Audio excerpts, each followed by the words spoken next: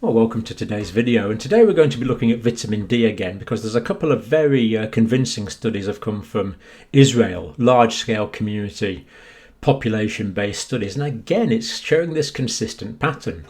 People with lower levels of vitamin D have higher levels of infection, higher levels of hospitalization, and we know from other studies they have higher levels of admission to intensive care. The evidence for this is just accumulating more and more all the time. And why national and international bodies have not organised a clinical trial on this, to me, now, is getting towards negligence. The evidence is so strong that we really need a properly organised clinical trial by the World Health Organization or the National Health Service or the Centres for Disease Control, wherever it happens to be. This really should be done now, and the fact that this is not being done, in my view, is getting negligent. Anyway, 4 studies. The first one is an Israeli study where they looked at low levels of vitamin D, and they found that that was associated with more cases and more hospitalizations. Second, even larger Israeli study, they looked at positive cases and then found they had low vitamin D levels again. So they did the same thing, just the other way around. They looked at the positive cases first, then when they looked at the positive cases, they had lower levels of vitamin D. We're going to look at some US guidelines, and we're going to look at a Lancet review paper. So that's the plan for today. So the bottom line is I am calling on international agencies to do a proper clinical trial on vitamin D. And this really, there's no excuse why this shouldn't be done. It really should be done. But the observational evidence we have now is so strong. The correlation evidence is so strong. Now, going into the detail, the first Israeli study. So the low plasma vitamin D, so that's the form of vitamin D in the plasma, the 25-OH vitamin D is the vitamin D in the plasma. So when that's low, the cases of COVID-19 are increased risk. And again, this is peer reviewed. This is a proper published study. So they talk about vitamin D as being a worldwide pandemic. And again, we've been talking about this for some time. We've looked at population studies before, and so many people are deficient in vitamin D around the world. Over 40% in the United States, for example, are vitamin D deficient, higher in certain groupings. This is a global problem, and we've known for some time this is associated with quite a few potential diseases. In fact, the associations are really quite strong for quite a few diseases now. So this study wanted to evaluate association of plasma vitamin D levels and the likelihood of coronavirus disease infection and hospitalization. They started off with a very large group, but they've got it down to about 7,807 because that's the group for whom they had good vitamin D status information. Data was collected, as you might remember, February to April, and there was a lot of cases then, and the participants' blood levels of 25 OH vitamin D was known. So that's good. Now, what I like about this study is they do define their terms. Always nice to define terms, so we know exactly what we are talking about. Now, they are saying that suboptimal or low is below 30 nanograms per mil. So what they're saying is that sufficiency is more than 30 nanograms per milliliter, or if you want to measure that in terms of concentration as we do in the UK, that's 70 nanograms per milliliter is equal to 75 millimoles per litre. Those values are the same. It's just different ways of measuring it. Insufficiency was 20 to 30 and deficiency was less than 20. So low is anything here. This is below the level that we would want. So 30 and above is good levels. Anything below that is suboptimal or low. As we say, good sample size. Now, they did a lot of data on this group, and what they found out was that the risks for being male were increased, consistent with other studies. The risk for being older were increased, consistent with other studies. But what they found out, and this is starting to be consistent with some other studies now, is that obesity was not significantly associated with increased risk for COVID-19 infection or hospitalization. So the earlier studies that show that obesity was a big risk factor, there's now a bit of a question mark over those studies, and this data likewise did not show that. So all the other comorbidities they looked at, and the other comorbidities were, as you would expect, but the obesity one was not, indicating that obesity may not be as big a risk factor as we had thought. Now, based on that population size, that nearly 8,000 people, what they found out was that over 7,000 tested negative, nearly 800 tested positive. So what that does really is it gives you a nice control group. So your control group there is 7,025 people in your control group. And then what you've essentially got there is an experimental group, 782. So you are comparing those with those. So that's your experimental group really, and that's your control group. So they tested negative, they tested positive for coronavirus disease. And of course they compared that with whether they were in this group here, insufficient or deficient, and or compared that with whether they were sufficient or not. So all pretty standard stuff. And what they found was the increased likelihood of COVID-19 infection of someone being diagnosed positive. The odds ratio was 1.45. In other words, people with low vitamin D levels were 45% more likely to be diagnosed with COVID-19. But when it came to hospitalization, people with low vitamin D levels were nearly twice as likely to be hospitalized. They were 95% more likely to be hospitalized if they had low vitamin D levels. So people with low vitamin D levels, 45% more likely to get diagnosed. People with low vitamin D levels, 95%, nearly double, more likely to be hospitalized. And this is on quite respectable sample sizes, comparing these two groups and then comparing that with their vitamin D status, whether they were in this group or whether they were in this group. So pretty standard. I mean, the group employed some quite sophisticated statistical techniques, but it's all fairly standard stuff. And they concluded that low plasma vitamin D levels appear to be an independent risk factor for COVID-19 infection and hospitalization. In other words, it's an independent risk factor. So what they meant was here they had accounted for the other factors like the high blood pressure and the lung disease and the heart disease, but they still found that the low vitamin D levels was an independent risk factor, consistent with so many other studies. Now, this one, also an Israeli study. Now, this one's not yet peer-reviewed. I have read it, and it looks pretty good to me, I must say. It looks like quite a good study, so I'm more than happy to report it. But it has not yet been peer-reviewed. I expect it will be in the next week or two. And this is a large-scale study all over Israel.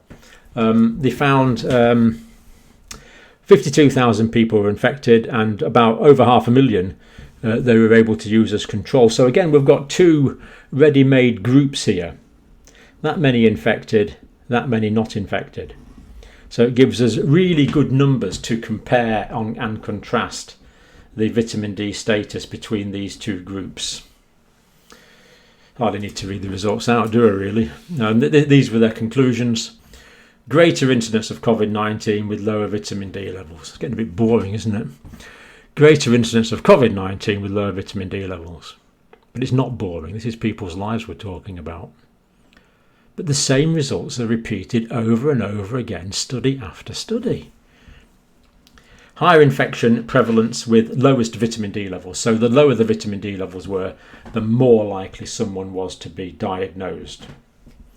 As if we couldn't have anticipated that. Significant protective effect in those who had supplement over the previous 4 weeks. Wow. We are talking a big scale survey here. And they are saying that people who had been low of vitamin D before, but had increased it over 4 weeks, after just 4 weeks of vitamin D supplement, there was a big protective effect against COVID-19. That is a remarkably significant statement. And when researchers like this say significant, what they mean is it is statistically significant. They are more than 95% sure, and in quite a lot more than 95% sure, in fact, that this is a valid result, a significant protective effect in those who had supplemented vitamin D over the previous 4 weeks. Big study, that's what the numbers are saying. Is this proof? No. This is a large-scale correlation observational study. How would we prove it? We need a randomised, blind, controlled clinical trial. Why is this not being done? This evidence is so powerful now. I mean, if it, as a layperson, I might almost say case proved on this. But scientifically, we can't say that because we don't have the clinical trial data. But boy, is the evidence accumulating. Now, joint guidance on vitamin D now this is various American groups. Joint guidance on vitamin D in the era of COVID. Now, this one here is the American Society for Bone and Mineral Research. This one here, I've written these down by the way. This one here is the American Association of Clinical Endocrinologists, Endocrine Society. This one is the European Calcified Tissue Society. In other words, they specialise in bones. This one is the National Osteoporosis Foundation in the United States. And this one is the International Organization of Osteoporosis. So these sort of bone neuromuscular type people, of course, have been studying vitamin D for a long time. But they've carried on, so that's fair enough. Now, what are they saying? Spend at least 15 to 30 minutes with direct sun exposure each day, avoiding sunburn. Of course, it depends on the sun, doesn't it? Most older and younger adults can safely have an intake of 40 to 1,000 international units as a supplement if they're not getting enough sun.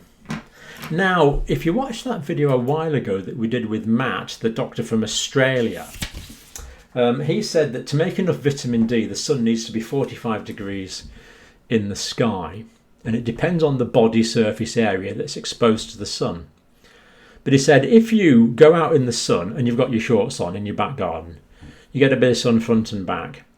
If you stay in the sun for half of the time it would take you to get sunburnt, you'll make 20,000 international units of vitamin D. That's a lot. That's a lot.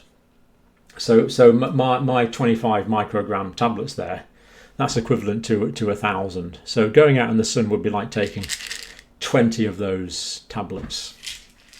So it's quite a lot. Now, it also depends on the body surface area. So this is my pathophysiology book I wrote a few years ago. And there was something in there called the rule of 9. And this is the rule of 9 that's used for working out the body surface area that's burnt in people that are burnt. And what it is the head is 9% of the body surface area. An arm is 9% front and back. The trunk is 18% for the front and 18% for the back. And the legs are 18% each of body surface area. So this is called the rule of 9. So it's like 9 for an arm, 9 for an arm, 18 for a leg, 18 for a leg, 18 for a front, 18 for a back, 9 for a head. So you can see why it's called the rule of 9. You couldn't see me then, but never mind. I'll do it again. 9, 18, 9, 9, legs 18, 18, back including the buttocks 18%. So you can see how much vitamin D you're going to make depends on the proportion of the skin that is exposed to the sun. So if you can get a bit of sun, half the time to getting sunburnt, you're going to make 20,000 units of 20,000 international units of vitamin D, which is a lot. Heck of a lot. But of course, many of us aren't in the sun. That's why this group is recommending people that aren't in the sun can take this supplement. But I note they are recommending the low supplement. Now, to be fair, if you're taking this every day for years, that is going to build your level up and it's going to maintain your level if you take it every day for years. But of course, many of us are short of vitamin D. We need to bunk it up a bit. So they're being very conservative in their dosing there. Now, this is the review article from the Lancet now. Vitamin D and COVID-19. Do deficient risk do the people that are deficient risk a poorer outcome?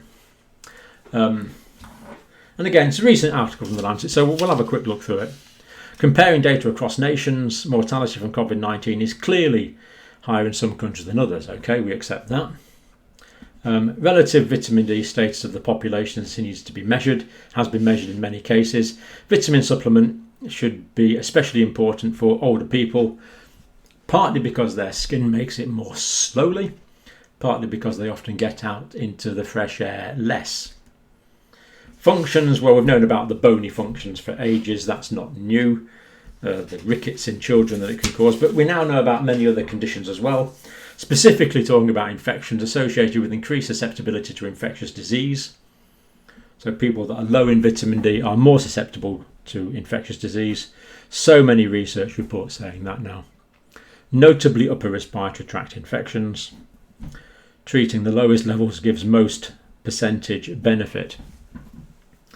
In other words, putting vitamin D levels up can help most people, but the people with the lowest vitamin D levels will get the most benefit quickly. In other words, it's kind of like a low-lying fruit, isn't it? It's the easiest to pick. So people with the lowest levels of vitamin D with supplements get their vitamin D levels up quickly. They'll enjoy a lot of benefit from upper respiratory tract infections quickly. Moving on to COVID-19 specifically, now the virus emerged and started to spread in the Northern Hemisphere at the end of 19. It was winter time, low vitamin D levels. The levels in the blood are lowest. We know that's true from numerous epidemiological studies. Vitamin D levels go up in summer, down in winter on a population level. Very often when they go up in summer, they don't go high enough, but they go up, but in winter, they go down. This is known from multiple countries, multiple studies. COVID-19 mortality was significantly associated with vitamin D status in different populations. So again, looking at different populations, people with COVID-19 were more likely to be shortage of vitamin D. People with more serious COVID-19 were more likely to have the more serious the COVID-19, the more likely it was that their level was low. And we know from other studies, the Indonesian study, for example, that people with low levels of vitamin D were more prone to intensive care. And as we learned from that other trial data that we looked at just a few days ago. So the evidence for this is really from all over the world now. It really is strong and accumulating. Nordic countries who have done quite well. So Sweden, Norway, Denmark, Finland. I don't think Finns like being called Nordic, but they're those northern countries. But what's true is Finland, Norway, Sweden and Denmark, because they're so far north, they've known for quite a long time now, for about 10 years, that they're much more likely to be short of vitamin D than people who live further south. So a lot of their foods are already supplemented with vitamin D. A lot of the people know about it and a lot of the people take vitamin D. So in the Nordic countries where severe disease and deaths were less common, the vitamin D status is higher. It is all completely consistent evidence. Italy and Spain prevalence of vitamin D is surprisingly common. So ironically, the Nordic countries that don't get the sun, they know about this and they take extra vitamin D as food supplements. Italy and Spain, which are sunny, that they don't supplement their food, but they also tend to keep out the sun. So ironically, these people that live in sunny countries have surprisingly low levels. The levels of deficiency are surprisingly common. We know that the darker the coloured skin, the more slowly it produces vitamin D. In the UK, more than 4 times more likely to die from COVID-19, people with low levels. The ethnic minorities are more likely to die. And in the States, that was about 4.7%. And that was, from memory from the States, it was about 4.7 times increased risk in African Americans and American Indians, First Nation Americans. And from memory, I think the risk was about 4.6 times in Hispanics. So these are huge differences, huge levels of increased levels of risk, because darker coloured skin is making vitamin D more slowly. Now in COVID, this is still the Lancet article, Vitamin D supports production of antimicrobial peptides. So these are proteins in the mucous membranes, in the respiratory tract, that help us to fight off viruses. Vitamin D also helps to reduce the inflammatory response. Vitamin D is known to increase the enzyme angiotensin converting enzyme 2. Now I'm not going to do that in detail, but so it produces more of this. More vitamin D causes production of this enzyme. But SARS coronavirus 2 downregulates expression of ACE2 receptors. Now this is a bit confusing. What actually is happening here is if you give vitamin D, you produce more of this enzyme, the angiotensin converting enzyme.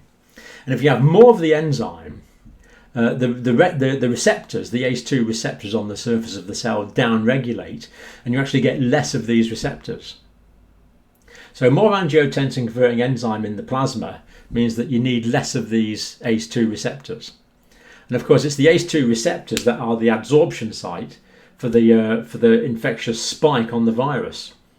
So if you have more angiotensin converting enzyme, you can downregulate your receptors, and that means there's less places for the virus to get in. That's just theory. Well, it's more than theory, but we don't know whether that's the case in COVID-19 or not. But it all fits. It all makes sense. It could well be completely true, because vitamin D is promoting expression of the angiotensin converting enzyme, and the more of that, the more you're going to downregulate the ACE2 receptors. But basically we know that vitamin D is involved in many aspects of the immune system. As far as I understand it, all of the immune cells, the lymphocytes, the monocytes, the neutrophils, all of the immune cells have vitamin D receptors. Vitamin D is an immunomodulator. It stops the acute respiratory distress syndrome. At least that theory all fits and makes sense. It all fits together, vitamin D being an immune modulator. Again, I can't say that definitely. I can't say vitamin D prevents acute respiratory distress syndrome because the trials have not been done. Although there is trial data that we did look at that's starting to suggest that, but we need large-scale trials, and they really need to be done. Now, Irish Republic have been very on the ball on this, very on the ball in the Irish Republic. This lady, Roseanne Kenny, I think she was the lead investigator in the national study, Trinity College Dublin. Yeah, lead investigator. She says this. These are all direct quotes. The circumstantial evidence is very strong. So this lady, leading doctor academic, spent a lot of time studying this, leading the whole Irish Republic study. Circumstantial evidence is very strong. We don't have randomised controlled trial evidence, but how long do you want to wait in the context of such a crisis?